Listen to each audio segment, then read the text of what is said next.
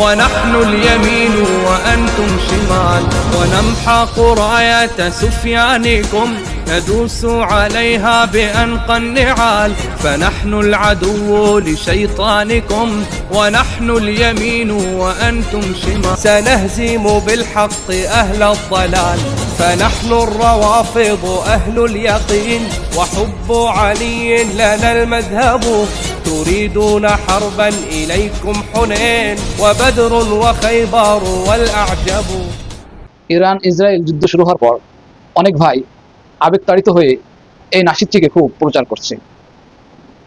প্রচার করার আগে তারা একবারও ভাবে নাই এই নাসিদটিতে মূলত কি বলা হচ্ছে। ভালো লাগছে শুনছে আর প্রচার করছে। এই নাসিদটি মূলত আহলুস সুন্নাহ ওয়াল জামাতের বিরুদ্ধে লেখা এবং এই নাসিদের মাধ্যমে সাহাবা ইকরামকে যথেষ্ট পরিমাণ অপমান করা হয়েছে।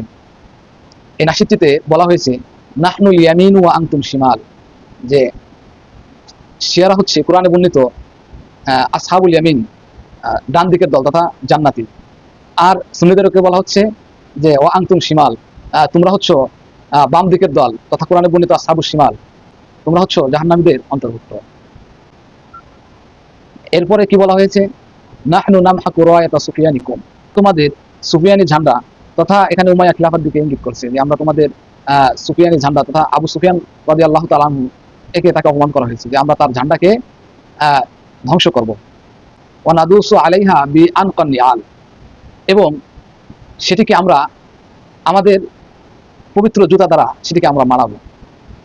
মানে তাদের পবিত্র জুতা দিয়ে আবু সুফিয়ান রাদিয়াল্লাহু তাআলা আনহুর পতাকাকে পাড়াইতে চাচ্ছে।